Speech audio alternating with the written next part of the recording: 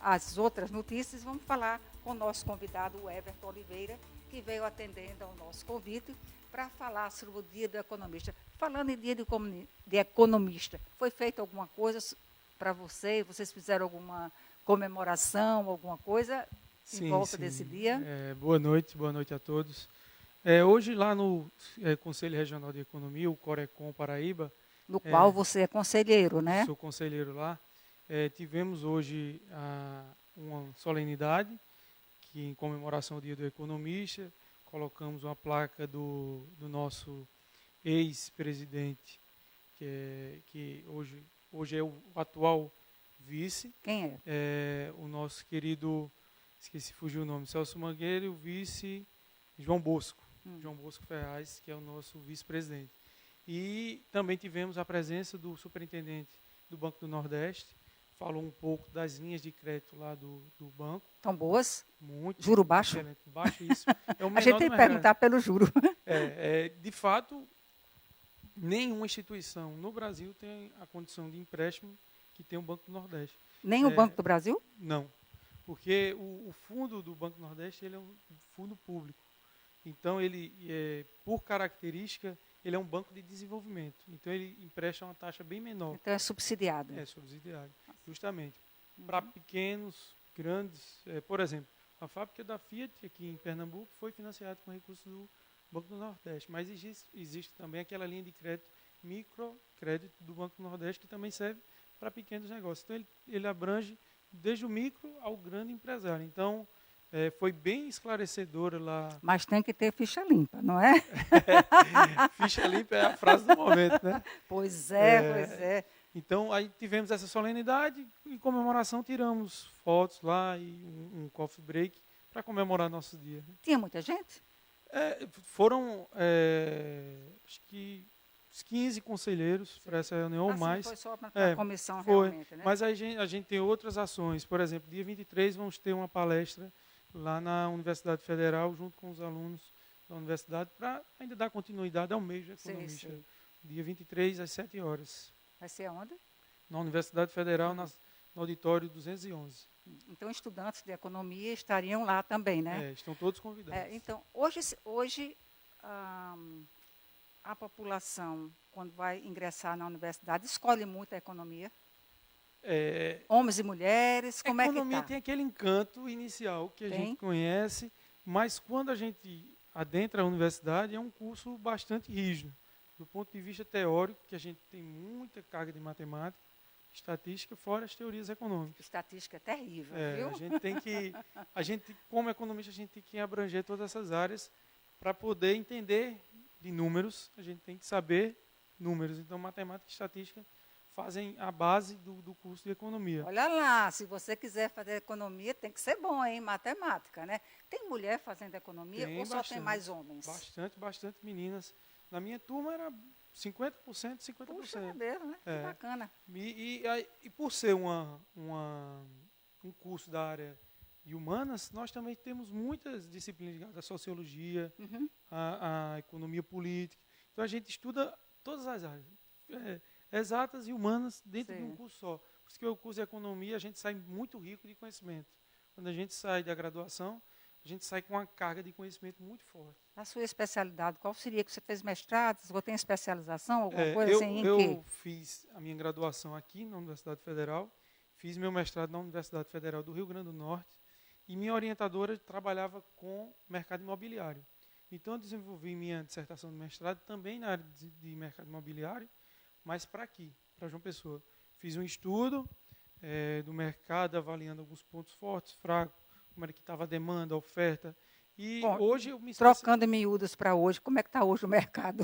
O mercado, a gente sabe que não só o mercado imobiliário passou por um período... Passou ou passa? Passa, né? Por um momento ainda incerto.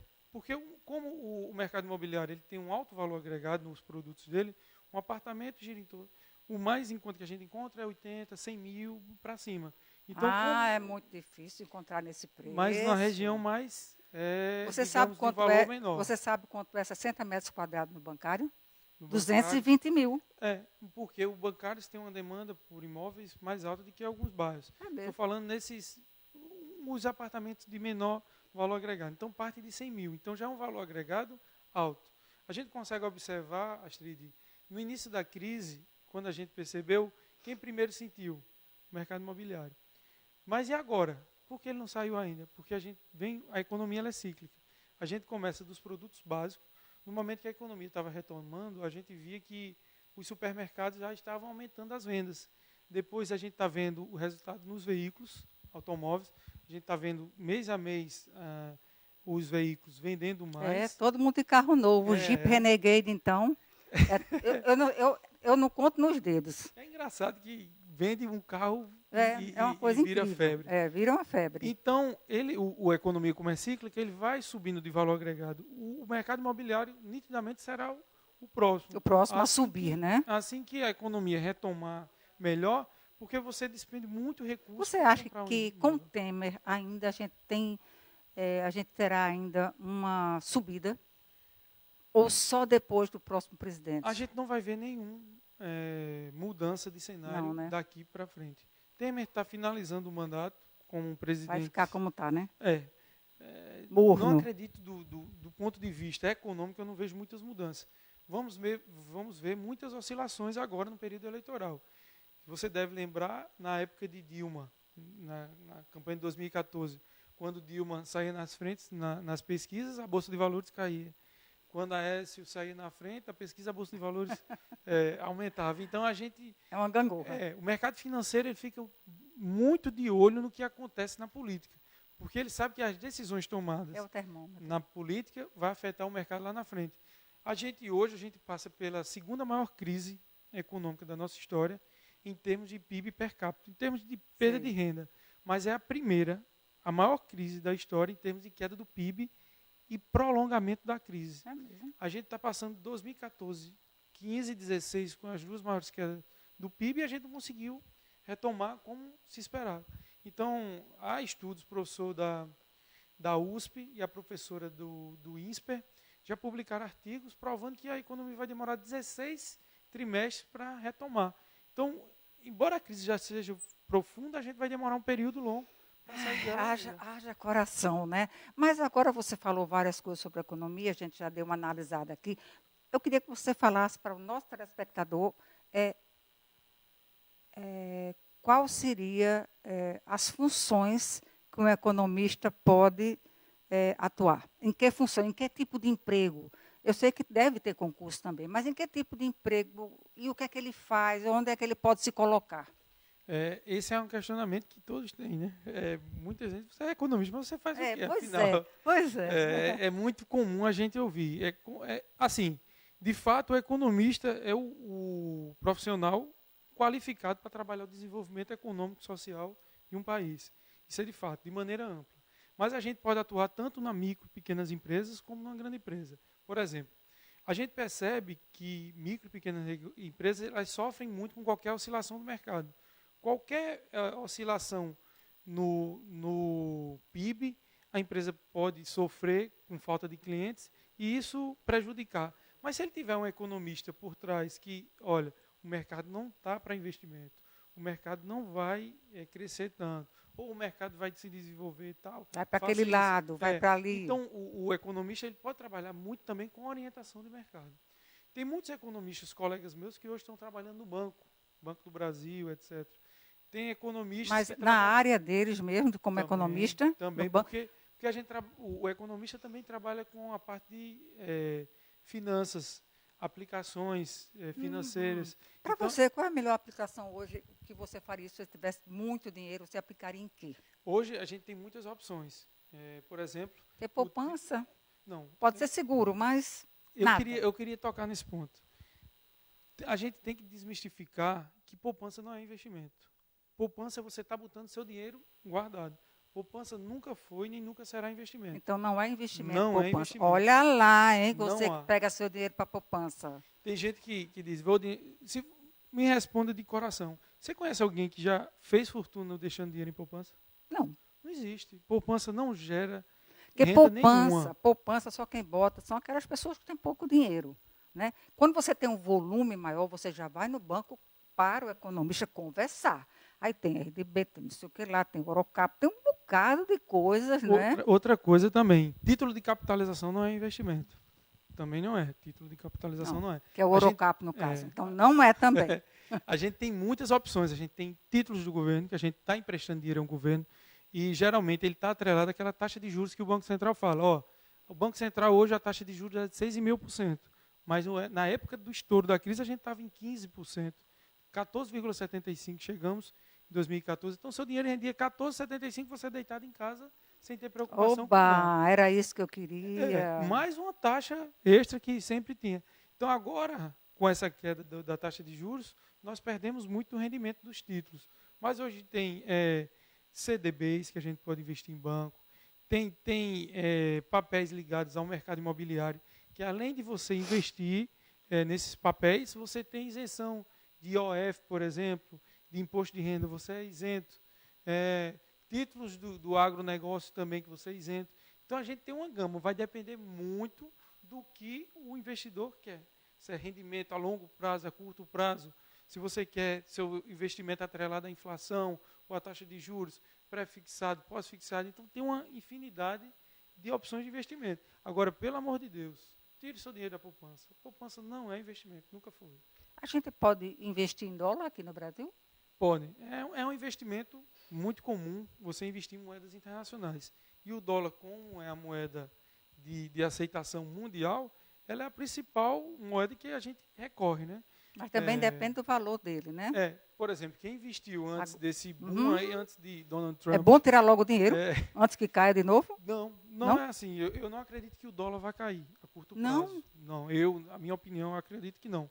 Estamos chegando à eleição, vamos ter um mercado totalmente louco, vamos ver o dólar subir um pouco. Estamos na expectativa de aumento de taxa de juros dos Estados Unidos, e geralmente o dólar está. Mas eu quero explicar que esse aumento do dólar não é só no Brasil, não. É um movimento mundial que o dólar está migrando de volta para os Estados Unidos. A crise de 2008 do mercado imobiliário, o Banco Central americano derramou muito dólar na economia para retomar o crescimento. Mas de lá para cá, ele vem enxugando aos poucos. E agora com o Donald Trump aumentou a taxa de juros, o crescimento está voltando com muita força para os Estados Unidos, o dólar tende a migrar para lá. Não só o Brasil vai sofrer com isso, mas o mundo todo. E é bom a gente ficar esperto, porque quando o dólar aumenta, a gasolina aumenta. Segue, está quase o mesmo preço. O dólar pela gasolina, o preço de $1. Gasolina e diesel, né? Tem que deixar claro. Por quê? O diesel segurou um pouco, né? Contra aquela briga toda, né? Quem vai pagar somos nós, aquele carinha que está andando num carro importado que usa diesel, quem está pagando o subsídio dele somos nós. É subsidiado. Então, 80% do combustível que usamos hoje no país, ele é importado. A gente extrai petróleo, manda para fora, importa gasolina e diesel. Eu não entendo. Quando você importa... Eu não entendo essa jogada. Astrid, sim. Lembra da refinaria de Abreu e Lima? Sim. O que foi que deu ali? Fechou. Não? A maior estouro de corrupção. Sim. Foi lá. Foi comprada superfaturado, né? O que foi que aconteceu? Nós, ao invés de investirmos em refinaria para fazermos o combustível aqui fora, a gente preferiu o quê? Só extrair. Só extrair e falando que a gente era autossuficiente. É autossuficiente em extração. Mas não temos refinaria. A quantidade que a gente extrai de petróleo, a gente poderia manter o país. Mas a gente tem que mandar para fora, refina o combustível, volta gasolina e diesel, e a gente vende em real e compra em dólar. Aí a Petrobras tem que repassar. São políticas inteligentes, né, do governo do nosso passado, que você vende em real e compra em dólar. A gente não entende. Eu não consigo conceber como políticas desse jeito passam no Congresso, passam no Senado, porque qualquer ser humano que tenha um pouco de raciocínio sabe que isso é totalmente lógica, equivocado. Né? Pois é, 2 mais 2 são 4. Lá não é não, lá 2 mais 2 são 10. Aí por isso que não chega para a gente as coisas. Por exemplo, o cartão de crédito. Baixou um pouquinho, de 400%, né? Para 392. 392. Gente, isso não existe. Não há no mundo nada parecido com o mercado brasileiro. Agora, quem é que fixa esses juros exageradamente? É por conta dos inadimplentes? Eu pago Também, pelos também, outros? também. Eles falam que é uma parcela por conta do risco de empréstimo, etc. Mas eu vou muito além disso, Astrid. Eu sempre gosto de perguntar quem é que financia os políticos, as campanhas de política no Brasil? Empreiteiras e bancos. Empreiteiras a gente viu no que deu. Deu Mas no que banco deu. a gente não consegue mexer em nada, né? Porque ninguém nunca mexeu. Vamos começar agora uma reforma tributária para a gente mexer nisso tudo. Porque ninguém nunca mexeu. Tinha até na época, quando estourou as construtoras, essas coisas todas, eu me lembro, vem pior aí que vem o Banco do Nordeste. Né? Vem não, pior. O BNDES. Ainda não. Vem calma. pior. Até agora nada, A né? caixa preta do BNDES ainda vai ser aberta. Eu estou vai achando que vai ser no próximo governo. Eu acredito que o rombo do BNDES ainda vai ser maior. algo Tem o maior dos do que a Correios Petrobras. também. São em todo lugar. Tem esse Porque a gente, por exemplo, no caso de Eike Batista, Sim. lá a empresa dele foi totalmente financiada pelo BNDES. Como o BNDES passa um projeto de financiamento de extração de petróleo sem ter um poço sequer com petróleo? Pois é. Algo tem de errado, né, nesse reino, né? A gente às vezes não acredita que isso possa acontecer, mas acontece, né, na nossa frente e ninguém faz nada. Verdade. Ele já está solto, eu acho, o Ike. Não, Pelo menos está sem cabelo. Está careca. Ai, meu Deus. Mas ele disse que vai abrir outra empresa. Ele é sabe, expert ele sabe. Como chegar, né? Como ele pode corromper as pessoas, que ele sabe quem é corrupto, né? Então ele vai em cima. Quem é que é mais errado, o que corrompe ou o que é corrompido? É uma pergunta meio que filosófica, né? Então vamos filosofar. Porque o corrupto por Sim. si só é um cara que não merece nenhum elogio, né? Porque a gente sabe o quanto foi roubado, digamos assim, entre aspas, do nosso dinheiro, que podia estar sendo investido em saúde, em educação e vemos segurança, né? pessoas morrendo aí à míngua em hospitais porque não tem sequer um medicamento. E aquele que foi corrompido, talvez porque se deixou, talvez porque também queria fazer parte disso tudo. Porque ele vê os coleguinhas dele todos fazendo, por que não fazer também? Então, é uma questão que vai muito além do que a gente pode discutir. Eu creio, assim, que, para mim, lá em Brasília, não tem ninguém que não roube. Juro por Deus. Eu não vejo a perspectiva de ver uma pessoa lá que não ganha uns 10%, 5%, qualquer coisa para fazer o negócio. Por conta da nossa estrutura política que se instalou em Mas Brasília. isso vem desde Dom João VI, né, com a corte portuguesa. Falam né? que a gente está sendo... porque eles roubaram bastante. A gente já aprendeu, já perdemos muito. Né? Mas se a gente for pensar desse jeito... É uma herança maldita. A gente não vai evoluir, né? Mas agora, eu acho que com essa conscientização do povo, eu ainda fico meio em dúvida, que eu vejo gente cega por Lula ainda, acha que Lula não roubou. Eu acho que essa pessoa não está normal. Mas eu acho que com essa sacudida, eu acho que a gente vai moralizar esse meio político. Pelo menos a justiça tem feito a parte dela. Tem. Aos trancos e barrancos, a gente está vendo grandes nomes. Um ex-presidente que foi o maior em termos de aceitação no país, está preso hoje. Pois é.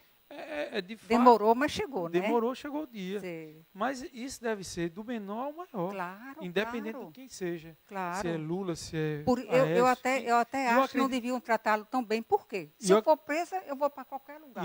E tem um estudo, hein? Tem faculdade, e ele não tem. E eu acredito que hoje, depois passado essa eleição, muitos vão perder o foro privilegiado também. Acredito que muitos vão sofrer também, viu? Porque para Lula, por exemplo, é tanto mimimi que eu não aguento mais. Bom, gente, nós vamos agora deixar de mimimi e vamos tomar o melhor café da cidade. Que tal? São Brás. Roda, gira a colher, uma roda de amigos pra vida levar. É bonito de ver a menina girar, a família reunida tá na mesa. Café São Brás com torra perfeita é outra coisa. Outra coisa é saber escolher o momento que satisfaz. Outra coisa é sentir o que mexe com você. Outra coisa é São Brás. Vamos comigo! Café São Brás com torra perfeita é outra coisa. Bom, gente, estamos de volta. Estamos com o assunto economia, com Everton Oliveira. Pois é, qual a perspectiva que nós temos? A gente pode dormir tranquilo daqui para frente? É engraçado que essa pergunta a gente escuta praticamente todos os dias. A gente é economista, mas É porque todo mundo está assim, né? eu não vou mentir para você que eu não dormiria tranquilo. A gente não...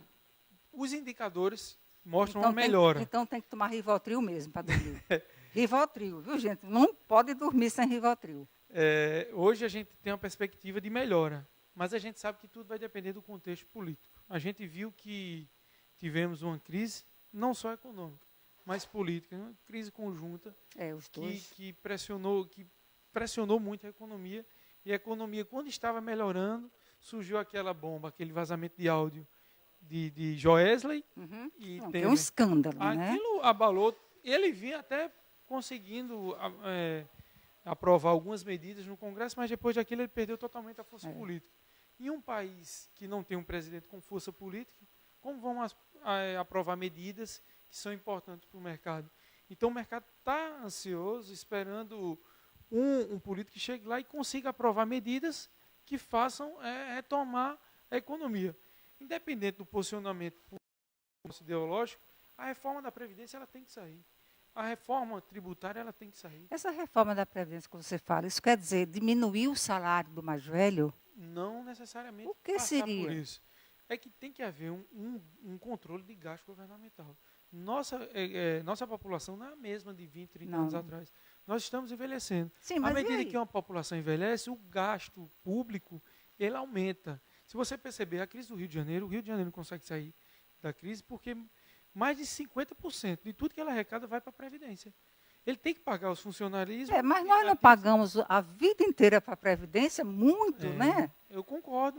A gente tem que ganhar o nosso dinheiro. Mas, de certa forma, tem que haver uma mudança de como arrecadar esses recursos. Como seria? Por exemplo, hoje em dia a gente vê super salários. Sim, em algumas pessoas aposentadas. Não, E não só no judiciário. No judiciário. Até teve aumento agora, não sei se vai passar, creio que não. Esperamos que não, né? Porque tudo pode acontecer. Deus queira que não. Mas esses super salários eles são transformados em aposentadoria depois. Você tem um teto, obviamente, mas esse teto tem que ser mantido. À medida que mais pessoas vão se aposentando e vão vindo com recursos, porque essas pessoas que estão com o teto, eles não pagam, ou eles não contribuem com o valor tanto X. Quanto, né? Então, o que eu aconselho sempre é que a gente tenha cuidado, que se puder fazer uma previdência privada, vá fazendo. Porque a gente não sabe até que ponto o governo vai conseguir arcar com isso. Essa nova geração, eu acho que ela vai se preocupar com isso. No meu tempo, no tempo da minha geração, a gente não se preocupava com a previdência privada. A gente, não sei por que a gente não fazia, não se falava também sobre esse assunto. A gente não tinha internet, a gente não tinha isso, então a gente não via essas coisas. Então, hoje eu acho que essa nova geração, de você para baixo, toda ela vai pensar no futuro e fazer a sua previdência, porque está vendo que o negócio público não vai ficar muito legal no final. A gente consegue ver estados vizinhos nossos, como o Rio Grande do Norte, passando por dificuldades mesmo para pagar funcionário de diversos setores da administração pública. Então, o que é que a gente tem que prezar? Nessas eleições, a gente tem que ver um candidato que esteja comprometido mesmo com colocar as finanças em dias e tentar melhorar o país. Porque uma crise como essa que a gente está passando, como eu falei, a maior crise de todos os tempos na economia brasileira, ela não foi criada dentro de 3 meses, quando Temer assumiu ou quando Dilma... Temer já pegou. Uma crise como essa, ela é gerida durante anos, digamos 10 anos. Foi o tempo de Lula, que com começou com ele. Políticas macroeconômicas erradas, a gente vai ver o resultado lá na frente. As medidas que estão sendo tomadas hoje, a gente não vê agora, 2019, 2020, não. A gente vai ver 2025, 2026. É por isso que o economista ele tem que ter uma visão futura. Ampla, Por quê? Porque se a gente ficar pensando em medidas agora, por exemplo, quando eu converso muito com colegas meus, não, mas essa medida vai... Eu digo, você não pode pensar no curto prazo. Medidas econômicas são, de fato, longo prazo. Mas os governos passados, eles tratavam com medidas macroeconômicas de curto prazo. Baixa o IPI, aumenta o IPI, faz isso, programa... Só para sanear naquele momento, né? Está chegando as eleições, programa Minha Casa Melhor, tal, Minha Casa passou, Minha corta. Vida, Aí você joga muito dinheiro, aquece a demanda, a inflação vai lá para cima, as empresas não investem. Por quê? Porque ela sabe que aquilo é passageiro. Você aquece a demanda para ela seguir daquela forma, depois retrai. Então, isso é um problema não só da nossa geração, mas eu penso nas gerações futuras. a gente tem que pensar nos nossos netos, bisnetos, etc. E tal. Pois bem, gente, eu quero me despedir de você, Everton. Nosso tempo acabou. Muito obrigada pela lição em economia. E você que está em casa, espero que tenham gostado. E estaremos de volta aqui amanhã, se Deus quiser, com mais um programa Estilo A. Bye, bye.